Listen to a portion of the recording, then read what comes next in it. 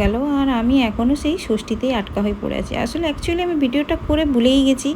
গ্যালারিতে যখন স্পেসের আমার একটা সমস্যা হচ্ছে তখন দেখছি ভিডিওগুলো আমার ছিলই। তো সত্যি কথা বলতে পুজো কার কেমন গেছে সেটা অবশ্যই জানাবে। ম্যাক্সিমাম মানুষ বলছে পুজো নাকি ভালো যায়নি, আর বৃষ্টিটা তো একটা সমস্যা ছিলই।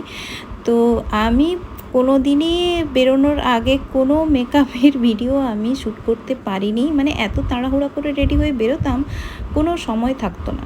শুধুমাত্র ষষ্ঠীর দিন আমি একটু কয়েকটা এই যে মেকআপের ভিডিও করেছিলাম, ক্লিপগুলো করেছিলাম। তো ফোনে যখন আমি ডিলিট করতে বসেছি তখন ভিডিওগুলো দেখে মনে হলো যে না, একটু ছোটো করে এডিট করে আপলোড করে দেওয়াই যেতে পারে। তো দেখো সেই দিনের মেকআপ লুকের ভিডিও আমার। তো এখন মোটামুটি সব জায়গায় মেকআপ রিলেটেড এত ভিডিও, মানে সেলফ মেকআপটা সবাই ভিডিও দেখে দেখে শিখেই গেছে, কোনটার পর কোনটা কি করতে হয় এখন আর কাউকে বলতে হয় না। যেটা একটু সমস্যা করে সবাই ওই ফাউন্ডেশনের শেডটা আর কন্ট্যুর আর ব্লাশের মধ্যে একটা ব্যালেন্স করাটা, ওইটা একটু সমস্যা করে, কিন্তু ম্যাক্সিমাম এখন সেলফ মেকআপটা সবাই পারে।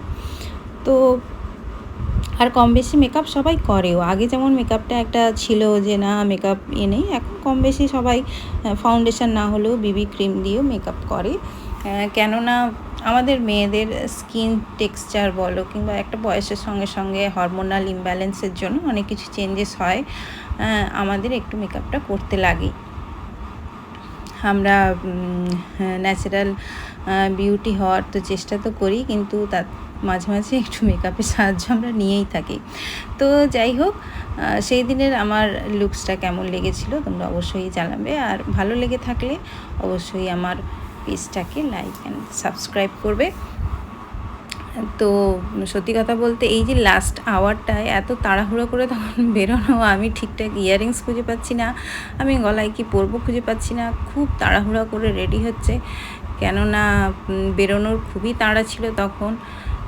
এবারে তখন মনে হচ্ছে না আর ভিডিওটা করব না, কিন্তু তারপর বলছি না, শেষ ফিনিশিংটা তো করতেই হয়, প্রথম থেকে যখন করছি, আর ভাগ্যিস করেছিলাম সেই জন্য আমি তোমাদের ভিডিওটা দিতে পারছি, নইলে হয়তো ওই শেষের ক্লিপটা না থাকলে ভিডিও আমি দিতেও পারতাম না। তো যাই হোক, সামনে দীপাবলি আসছে, আমি দীপাবলিরও মেকআপ টিউটোরিয়াল ভিডিও অবশ্যই দেব। তো সেই দিনের আমার এই যে ফুল লুকসটা কেমন লাগছিল অবশ্যই বলবে, কিন্তু কয়েকটা ছবিও শেয়ার করলাম, এই যে দেখো ছবিগুলো।